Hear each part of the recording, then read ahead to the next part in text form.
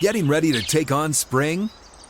Make your first move with the reliable performance and power of Steel battery tools. From hedge trimmers and mowers to string trimmers and more, right now you can save $50 on select battery tool sets. Real Steel.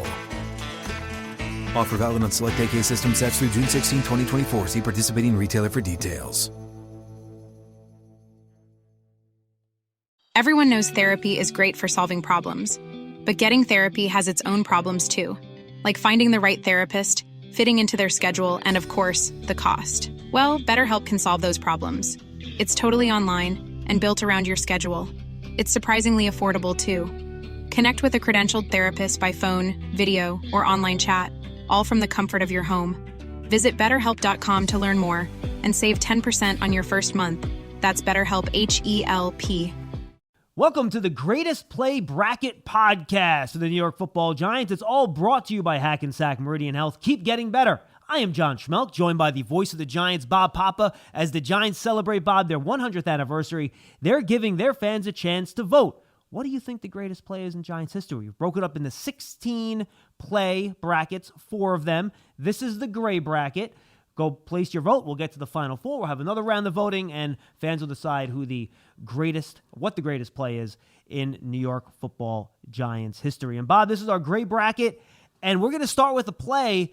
Hold on one second. This is an interesting bracket here because you have an offensive play, number 1. Mm-hmm. And then number 2, you have a defensive play. Number 3, you have another big offensive play. So we've got a little twist in some of these. I mean, there's some very cool, important defensive plays in Giants history as well in this bracket. Yeah, absolutely. And believe it or not, I'm taking a look right now, and of the seeds in this bracket, of the first 3, none of them are in playoff games. So I think that's interesting too. No Super Bowls in the first 3 plays. So we'll get through all those and more. Should be a fun competition and go through this bracket. So Victor Cruz, big-time player for the football Giants. Great story. Comes out of nowhere. 2011, Giants trying to make the playoffs. They need a win against the hated Jets.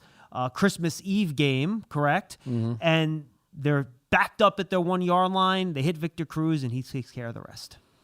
Yeah, I mean, listen, the Jets were controlling the game at this point. I mean, the Giants were going backwards offensively. They weren't really doing anything offensively, and the Jets had a little bit of the upper hand as far as their ability to move the ball against the Giants, and the Giants needed something. I mean, and as Eli Manning has said in interviews, we're just trying to throw a little hitch and just give ourselves some breathing room. And then the next thing you know, Cruz gets out of a tackle, jumps over another guy, goes down the sideline, and it's kind of ironic because, remember, Victor had his big breakout game in the preseason of 2010, the first game ever in MetLife Stadium against the Jets. The Jets had no idea who this kid was. He was beating their number 1 corners, and it was pretty cool. I mean, he wasn't even wearing number 80 that rookie season. No. But this gave the Giants a spark. Cruz had this magical run that season. He would go on to have a big catch and run for a touchdown in the postseason against the Dallas Cowboys, but this game has a lot of significance. First of all, it's 99 yards. It's the longest one in Giants history. And when you think about the significance of it, this game was pretty much a playoff game for both the Giants and the Jets because their margin of error was so slim, both teams coming into the game, and with it being a Jets home game, this Cruz thing almost relieve the Giants of a lot of pressure that they were feeling because now they had control. The Jets were reeling a little bit, and from that moment on, the Giants started to take this game over. And just to reflect a little bit on Victor Cruz, I think this was a good representation of what made him special, Bob.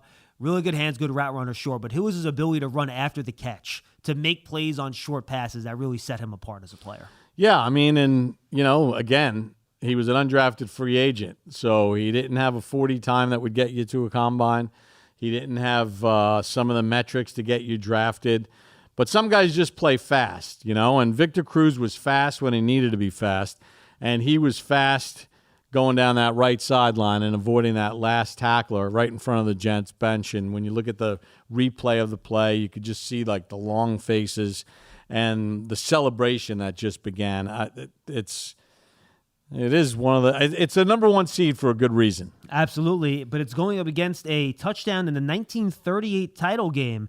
Ed Donowski, a 23-yard third-quarter touchdown pass to Hank Soar, accounts for the final points in the Giants' 23-17 victory against Green Bay in 1938. Bob, I know you were in the building for this one, right? No, I was not there for that. Ed Donowski, he was a fantastic quarterback. When you take a look at his numbers and put them in comparison to what was going on in that era of quarterback play. But this is very significant. These are the early years of the National Football League. And the Giants were able to add one of their 8 titles, taking on the Green Bay Packers, who were perennial powers as well in the NFL. And Donowski was an accomplished player at quarterback. I don't think people realize how good he was when you take him into context of that era. All right, let's go to the next matchup, the 8-9. These are always fun. Y.A. Tittle, touchdown to Frank Gifford in a 7-touchdown game, October 28th, 1962. Sets the record for 7 passing touchdowns in a game for Y.A. Tittle. Yeah, I mean, Y.A. Tittle was he was one of the best passers in the National Football League at that time. Obviously, he had done amazing things with the 49ers, comes over to the Giants, and people think about, the Giants' running attack, and you think about in the Super Bowl era how a lot of their offense was built on the run game. Well, in this era, with Charlie Connolly first and then Y.A. Tittle second, the Giants were a very open offense as far as the ability to throw and pass the football. And, for Y.A. Tittle to throw 7 in one game and set an NFL record, that's pretty cool stuff. And one Hall of Famer to another Hall of Famer in Frank Gifford. Yeah, you talk about comparing eras sometimes, and you're like, well, you can't compare the passing games back then to now. You look at some of Y.A. Tittle's stats back then, it's more comparable than you think. Well, Y.A. Tittle's touchdowns in a season record that he set while with the New York Giants stood until 1984 when Dan Marino broke it. I mean, so his record stood for 20 years for the most touchdown passes in a season, and that's counting the 70s when in the late 70s the rules changed where you were no longer allowed to beat up a wide receiver from the snap of the ball, and they got 5 yards, the 5-yard chuck rule. So when you think about what Tittle was able to do, obviously, it's Hall of Fame material. And going in the number 9 seed here, and Bob, I'll editorialize, that's fine. I think this play should be higher on this list. Eric Howard forces a Roger Craig fumble that Lawrence Taylor recovers to set up the deciding field goal in the 1990 NFC Championship game. The Niners are running the clock out here. Without this fumble, Giants aren't going to the Super Bowl. Yeah, and I think it sometimes gets lost a little bit. You think about Leonard Marshall knocking Montana out of the game. Steve Young comes in the game. But San Francisco still has control of this game, and they have the ball, and the Giants need a play. They need a play. And everybody remembers Lawrence Taylor recovering the ball, but it was Eric Howard who set up the fumble, who knocked the ball out, which led to the Giants kicking the field goal because the Giants only kicked field goals that day. But they needed to find a way to get the ball back. And Roger Craig was a guy that didn't fumble a lot. San Francisco was obviously a very sound team. And they were on their way to going to a 3rd straight Super Bowl. And Eric Howard, all the Giants championship teams, there are always guys that step up. Not just the big-name guys, but there's been so many players that have come up with big plays and big moments, which is why they became championship teams. I love the radio call at the end of this game where Dick Lynch just sounds so happy. It's over. It's over for the 3-peat. Yeah, there'll be no 3-peat. It was fantastic. Love it. All right, let's go to the 5 seed. Antonio Pierce with a great play. This is going back to that Super Bowl 42 2007 NFC title game against the Packers. The Packers scheme up a screen pass. Those Packer teams are great at scheming up screens, and Brandon Jackson's out there. He's got 2 blockers ahead of him. And Bob, we were in the booth. There's just a whole lot of green ahead of him. Then here comes Antonio Pierce, splits the 2 blockers, tackles him, helps stop the Packers, and the Giants win the game. This is a big statement here, but I think that if Antonio Pierce doesn't make this play, because the Packers had momentum at this point in the game, and they were kind of churning through the Giants, and they were kind of figuring out play calls that were going to work against the Giants. If Antonio Pierce doesn't make this play, I don't know if the Giants win this game. I don't know if they win this game. I don't think that's a hot take, Bob. I really don't. Yeah, well, it's my opinion. Yeah, no, I'm with you. I think this changed momentum in the game. It forced a field goal when it looked like the Packers were getting an easy touchdown. They dialed up the perfect play for what the Giants were in. But it was Antonio Pierce's extremely high football IQ that enabled him to diagnose and read and sense what Green Bay was trying to do to the Giants. And they got 10 of them, but they didn't get one of them. And we talk about Michael Strahan and obviously, the heart and soul of the Giants and the veteran leader and, the captain and all that other stuff. But Antonio Pierce really was kind of the soul. He was the coach on the field. And for him to identify this in a split second and then be able to split those defenders and get this stop, in my opinion, changed the whole game. Absolutely. And that was Antonio Pierce's superpower, right? He was a guy, 7th-round pick, correct, if I remember? Or was he undrafted? It was undrafted. He didn't have the measurables. He didn't run a great 40. He wasn't the biggest guy in the world, but he could do stuff like this is what made him a difference-making player. Yeah, I remember he told me he kept a list of all the linebackers. There was 30-something linebackers that were drafted in his class. And, because AP played on a great defense at Arizona, and he would keep them in his locker. I used to see it all the time. He would keep the list in his locker, and every year, as another one of those linebackers washed out of the league, he would cross their name off the list. He had an incredible football IQ, and it was on full display right here because this was one of the greatest plays, in my opinion, in Giants history. One reason none of us are surprised he turned out to be a pretty darn good coach as well, given his football intellect. Taking on number 12, Andy Robustelli, a sack in the 56th title game against the Chicago Bears. And this is just a way to highlight Andy Robustelli here, Bob, who was one of the greatest Giants in history. Yeah, number 81, a true gentleman. Obviously had a chance to meet with him in his later years, but he was unbelievable. And, he provided the pass rush in a lot of ways for the Giants. And, we talk about Sam Huff and what he did in the middle and Frank Gifford and all those great players that are on that team. But Andy Robustelli got after the quarterback like nobody's business. And fitting that in the first year in Yankee Stadium in an NFL championship game against the Bears, in which the Giants went up winning this football game pretty comfortably. Andy Robustelli got a sack in the game, even though sacks were unofficial stats at that point. No question about it. Remember, Lawrence Taylor lost a whole bunch of sacks from his rookie season because they didn't count.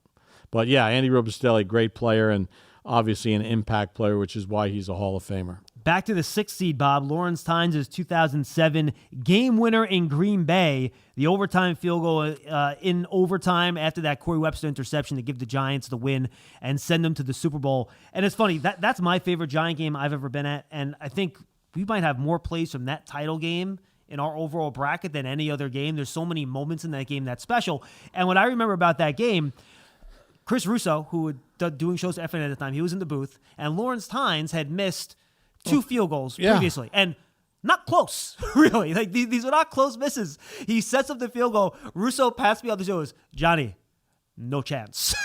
And Lawrence Tynes goes out there, whacks it right through the middle, runs right into the tunnel, gets out of there, and the Giants go to the Super Bowl. Yeah, and when he had missed the one earlier, TV showed Coughlin, whose face was frozen red, looked like he was kind of yelling at him, but he was actually more like encouraging him, like, just stay in it, stay in it, stay in it. And, I think Coughlin was shocked that Tynes went out there. Tynes just went out there. They just ran out there, the field goal unit. Yeah, Coughlin went to call for it, and Tynes was already going on the field. And that was the longest kick to that end of the stadium in Lambeau Field in a field goal that had ever been made, 47 yards. I think it's since been eclipsed. But when you think about the conditions and what he was actually kicking, this frozen rock that they called the football at the time, but with the temperatures, in the negative 21 degrees with the wind chill factor, can't get more clutch than this.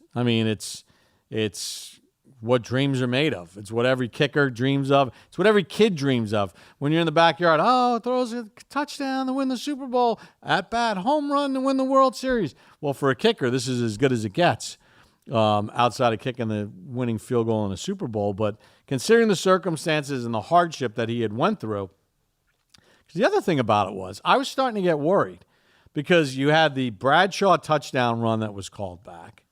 You had there were a couple other plays in this game because the Giants had then taken control of the game, but they hadn't put the game away. And you keep saying to yourself, man, if this keeps going, at some point you're going to give Favre one too many chances. And he's just going to chuck it up. They're going to score a touchdown, but that's what Brett Favre does. Yeah, someone's going to slip, and Donald Driver's going to go for a touchdown, which is kind of how they scored their first touchdown of the game. So for this thing to go through, pretty significant, and kudos to Lawrence Tynes for doing it. And he didn't do it once, he did it twice because he did it in an NFC Championship game a couple of years later. Yeah, he was a guy that he did not let that stuff get in his head. He was very mentally tough. The national sales event is on at your Toyota dealer, making now the perfect time to get a great deal on a dependable new SUV, like an adventure-ready RAV4. Available with all-wheel drive, your new RAV4 is built for performance on any terrain. Or check out a stylish and comfortable Highlander. With seating for up to 8 passengers and an available panoramic moonroof, you can sit back and enjoy the wide-open views with the whole family. Check out more national sales event deals when you visit buyatoyota.com. Toyota, let's go places. The 2 misses didn't bother him. And I still remember talking to Jeff Eagles. He said after that game, because the Giants punted enough in that game, he said his foot was swollen for days. That's how hard the football was when it comes to the conditions. And to kick it in that situation with that pressure after 2 misses with the ball being frozen, I believe this was pre-K-ball. I don't think K-balls were a thing at this point either. So it was just really tough circumstances, and Lawrence Tynes did an unbelievable job. Good luck, Justin Tuck. Super Bowl 42. Justin Tuck, 2 sacks against Tom Brady in that Super Bowl. Only player in NFL history with multiple sacks and multiple Super Bowls, Bob. Justin Tuck could have easily been the MVP of that Super Bowl. Yeah, I mean, it's not necessarily a play. It's Justin Tuck in Super Bowls 42 and 46 between the 4 combined sacks, 2 in 42 and then 2 more in 46, and the amount of pressure and the hits that he got on Brady. Obviously, Justin was a huge factor in this. They had that NASCAR package that they would use, and Tuck would start working from the inside with Strahan and O.C. on the outside. And, every time you got Brady to the ground, it's one less down for him to do damage. Because remember, that season, the Patriots set an NFL record for points and yards and touchdowns and touchdown passes, everything. So the Giants were able to get hits on him. And obviously in Super Bowl 42, Justin Tuck was a huge factor. All right, let's go to the next matchup, Bob. From one game-winning kick to another, Matt Barr kicking the game winner against the 49ers in that 1990 championship game right after the aforementioned forced fumble and recovery with Eric Howard and Lawrence Taylor. Yeah, I mean, all the scores for the Giants in that game were field goals by Matt Barr. He kicked 5 of them. Mr. Reliable, man. You always felt like when he went out there to kick it, it was going in. I think that's one of the few kickers Parcells actually liked was Matt Barr. And Matt Barr integrated very well with his teammates, which was interesting too. Very unique man, clutch player, veteran guy. Not the biggest leg, but they didn't need him to have the biggest leg. No, and they didn't need a big leg for this kick. But under the circumstances, again, you're in San Francisco. Now, I also got to put it into context.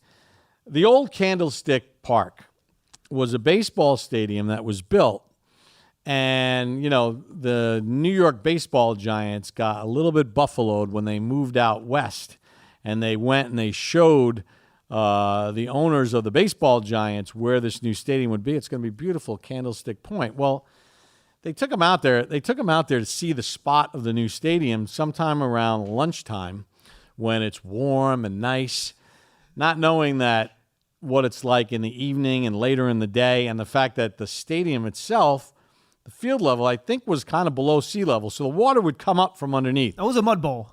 It was never a nice track. It was, even the 11 NFC Championship game where it had been raining a lot, the surface was a mess. But, for Barr to do this under those circumstances, trying to knock the Niners out from being a three-peat or going for a three-peat is pretty significant. No question about it. And it's going up against Stephen Baker. He's the touchdown maker for a reason, Bob. 14-yard touchdown catch with 25 seconds left in the half. It gave the Giants, put them within 2 points in Super Bowl 25 against the Bills. Yeah, and you see all the guys with the fancy gloves and stuff like that, and Stephen Baker looks like Mickey Mouse, with these big gloves.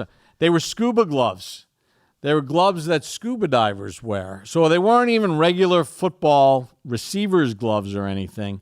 And this is an incredible catch in that corner of the end zone, getting both feet in. And it's very significant because the Giants their game plan is to use the clock, limit the offensive possessions for the Bills, but you got to score some touchdowns here or there. And this one comes at the end of the half. Perfect throw by Hostetler. Great route and catch by Stephen Baker, the touchdown maker. And then, remember, then you have the halftime ceremony, the concert, and then the Giants went on that long drive to start the third quarter. So the Buffalo Bills offensively hadn't been on the field in like over an hour by the time they got their next possession. But the fact that they scored a touchdown and didn't settle for a field goal was big, and Baker made big plays. That's why they call him the touchdown maker. Didn't have a zillion catches in his career, but came up with a lot of clutch plays for the Giants. All right, let's go to the 3 seed here, Bob. Tiki Barber's 95-yard NFC East clincher. This is New Year's Eve 2005. I just started working the games back in the studio here at WFN for this game. I remember it well. Runs for 95 yards, had a monster game, set the New York Giants record for the longest run, and this was the do it for Wellington Mara and Bob Tisch game. Yeah, I mean, the Giants had lost both of their iconic owners that fall. So this is a very difficult year for the team. Very emotional for a lot of the players, especially the veteran players who had been around and had gotten to know Mr. Mara and Mr. Tisch and become friendly with them.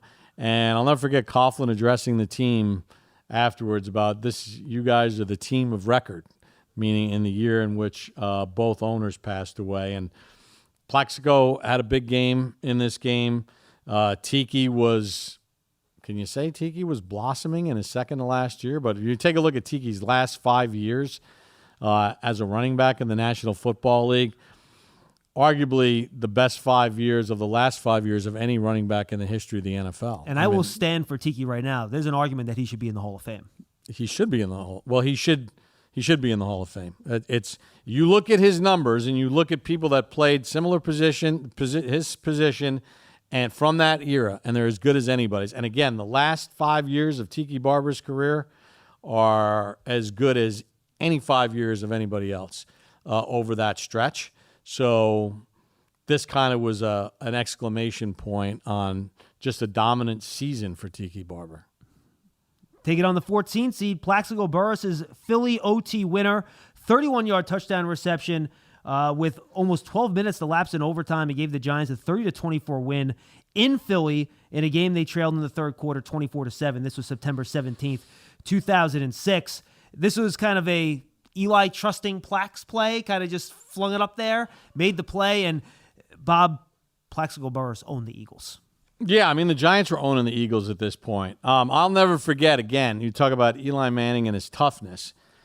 I think Eli was sacked 7 times in the first half. I mean, he was getting his butt kicked, and the Giants were trailing in the third quarter. And, you know, a subplot to all this is the performance of Amani Toomer in this game. Amani Toomer had one of the most epic games for a Giants wide receiver in Giants history, and he had caught the touchdown pass to get the game into overtime. And you're 100% right. I could still see myself sitting in the radio booth at Lincoln Financial Field, and you see this whole scenario, and you just said to yourself, Plax is winning this route. Like, they can't stop Plax. And the 31-yard touchdown pass, I think it was a lot of redemption for Eli, who had, just taken this big beating, but he hung in there. And it kind of showed the toughness and the grittiness of this football team as they were building toward the following season and that Super Bowl run. But this was more, again, of a maturation of the New York Giants. And to go into Philadelphia and beat them, and the way they came back to do it was pretty cool. And, again, Plaxico Burress against the Eagles was like taking candy from a baby. He just dominated them. From winning in Philly to winning in Dallas in one of the more dominating games by an individual defensive player that I've seen, Jason Pierre-Paul wills the Giants to victory December 11, 2011, blocks Dan Bailey's 47-yard field goal attempt with 1 second left to preserve a 37-34 victory in Dallas that ends a 4-game losing streak. Giants don't win this game. They probably don't make the playoffs that year, Bob. This is one of those kind of must-win type of playoff-type games in 2011, and JPP was all over the place in that game, and Dan Bailey at this point was a guy that did not miss field goals. He was automatic, so you had to block it if you wanted to prevent that from going through the uprights, and JPP did it. Yeah, I mean, he was all over the place in this football game. You know, sacks, hits on the quarterback, against the run. I mean, he was dominant. And you're 100% right. If the Giants lose this game, they're not mathematically eliminated, but for all intents and purposes, they're out because they had to go on this run down the stretch. And they had to beat the Cowboys, knowing that they had the Cowboys one more time at MetLife Stadium at the end of the season. But in order for that game to be significant, they had to win this game first. A split doesn't do the Giants any good against Dallas at this point. And, the other thing about it was the Giants were trailing in this game, and Eli Manning was unbelievable. And the Giants' offense was unbelievable, scoring as many points as they did in a short period of time. But in the end, the Cowboys had the ball and a chance to go win the game. And JPP, as Carl Banks said, you down with JPP. He was a one-man wrecking crew at that point in time. He was as good as they came. He was one of the best players in the National Football League, not only at his position. Remember him running down on kicks in 2010 in kickoff coverage? A superior athlete, and this one literally saved the Giants' season. No question. You mentioned it too. I'll just bring it up. Eli Manning's fourth quarter performances in 2011. You go back and look at the stats. They're almost as good as some quarterbacks for the whole year, just what he did in the fourth quarter in that season. Right. And what all would have been forgotten if JPP doesn't block the Bailey field goal. 100%. Taking on Hakeem Nicks' wild card touchdown. 72 yards to Hakeem Nicks. This is a little crossing pattern over the middle. Nicks catches it, does the rest, sends the Giants into the divisional playoffs. Longest postseason play in Giants history, tied that record, and longest play in a postseason victory. And I still think the Falcons are going for it on fourth downs. But they finished with 2 points in that game, didn't they? And they had a really good offense that year, too. Bizarre number. Yeah, but the Giants' offense was better, especially when it mattered. And again, I think what people forget about the 11 Giants, because I think they try to put the 07 and 11 Giants together. Different teams. But during the course of the 11 season, OC was hurt, Tuck was hurt. The Giants' run game wasn't really that good. But the run game came alive with that Jet game when Ahmad Bradshaw ran over the safety after Victor Cruz had the 99-yard touchdown, and the defense got better. This was a season in which the Giants were carried by the right arm of Eli Manning and these unbelievable weapons at receiver. I mean, Hakeem Nicks was dominant in this game. He had a postseason to remember, one of the most prolific postseasons for a receiver in NFL history. Cruz did his thing, and Manningham, as he did in the Super Bowl, did his thing. But this was as good a receiving core, a three-man receiving core, as maybe the Giants have ever had. Unbelievable. And again, the passing game really did carry that team for much of the year until the defense caught up and, of course, did a great job against Tom Brady and the Patriots in the Super Bowl that year and along the way in the playoffs as well. All right, Bob, number 2 seed, final matchup in this bracket. I misspoke at the beginning. This is a playoff game, but it wasn't a championship game or a Super Bowl. Jason Sehorn's acrobatic 32-yard interception return touchdown in the 2007 divisional playoff game against the Eagles.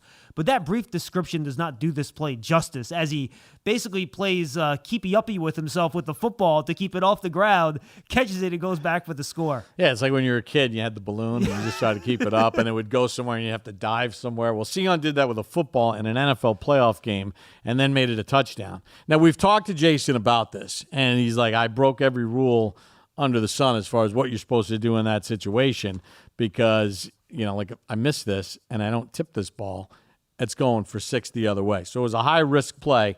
But, Sehorn was such a gifted player and unbelievably athletic, and he had the injuries. And, when he first came to the Giants, we weren't even sure if he was a corner or a safety. He always rose to the occasion in big spots, especially against the premier receivers in the NFL. But this was, even he said it when we talked to him about it. When when he watches it, he still has to come to terms with what he did. It was just all instinct, reaction, and obviously a defining moment in helping the Giants get to Super Bowl 35. But again, beating the Eagles. This was a common theme back then, beating the Eagles in the playoff game at Giant Stadium. And Michael Strahan, I believe, called Jason Sehorn the best athlete he's ever played with, correct? Yeah, it's a lot of guys that have played with Sehorn have said the same thing. I remember during camp when they would run the gassers. I mean, he would beat everybody by a third of the field. And, back and he would not even be breathing hard half the time. He might just put his hands on his hips and take a couple deep breaths. Other guys would be like dying after like the fourth set. Sehorn was incredible. And really taking cool. on the 15 seed here, Bob. And it might be a little hyperbolic to say any week 3 game was essential to a season. But if anyone was, it was this one. This is 2007, week 3. Giants start the year 0-2, giving up, I believe the correct total was 80. $2 million. Yeah. 80 points in those first 2 weeks of the Cowboys and the Packers, correct? Yeah. And they go take on Washington. It's tight at the end. Giants have a lead. Washington's driving the ball down the field. 1st and goal. Giants get 4 straight stops, finishing with one of the unsung heroes of that season, Kawika Mitchell, tackling Liddell Betts for a 2-yard loss on a 4th and goal at the 1 to complete the goal line stand to give the Giants the win and prevent them from going 0-3, which would have been a really tough hole to dig out of. Yeah, it would have been tough because it would have been 2 division losses because they had lost the opener in Dallas. It would be 3 conference losses because they lost at home against Green Bay. I remember they barely made the playoffs in 2007. It's not like they walked Correct. in. So, yeah, all this stuff is very significant, and I think this was very symptomatic of that 2007 team. And, everybody's questioning Steve Spagnuolo as the defensive coordinator and all the points they had given up the first 2 weeks. But the guys believed. They believed in what he was selling. They believed what he was teaching. They believed in the scheme. And with their backs against the wall here and trying to avoid going 0-3, every man did his job on that play, whether it was, you name it, whether it was the guys up front, Freddie Robbins, go through the list. All of them doing what their job responsibilities were on that play to get their assignment done, for them to get the penetration that they needed to knock Liddell Betts down for a loss. And even the plays leading up to it. It's not like Washington didn't almost score on a couple of other plays, but this was the 4th down play. This was the game. And this game right here flipped the switch for the 2007 Giants, made them believers in what was being taught and what was being asked of them could be successful. Absolutely. And that's your gray bracket, everybody. Always fun going through these plays. It's a ton of fun. Place your vote. Tell us what you think the greatest play is in New York Football Giants history. For Bob Papa, I am John Schmeelk. Thank you for joining us on the Greatest Play Bracket podcast for the New York Football Giants, brought to you by Hackensack Meridian Health. Keep getting better. Again, go place your vote and check out Giants.com, the Giants app, all of the Giants social media platforms as we continue our coverage and celebrate the Giants' 100th anniversary. All right, so Father's Day is coming up, and I'm already thinking, how can I spoil Alan? Because he never does anything for himself. So I'm thinking maybe a golf outing, or how about a new wardrobe maybe? And maybe not all black. That's why I'm so excited about this new partnership. JCPenney and country music singer-songwriter Walker Hayes are partnering together on a new limited-time men's collection for the everyday guy. This exclusive limited-time men's collection with a laid-back, down-home vibe is perfect to gift the father figure in your life. This Father's Day, iHeartRadio and JCPenney want to celebrate the father figure in your life by gifting a $1,000 Visa gift card to put towards their favorite activity, like a round of golf, concert tickets, fishing trip, etc., and a $500 JCPenney gift card to snag some of the exclusive pieces from the Walker Hayes for JCPenney collection. Enter now to make this the best Father's Day ever for the father figure in your life at iHeartRadio.com/Father's Day sweepstakes. JCPenney, make it count. Getting ready to take on spring? Make your first move with the reliable performance and power of Steel battery tools. From hedge trimmers and mowers to string trimmers and more, right now you can save $50 on select battery tool sets. Real Steel. Offer valid on select AK system sets through June 16, 2024. See participating retailer for details.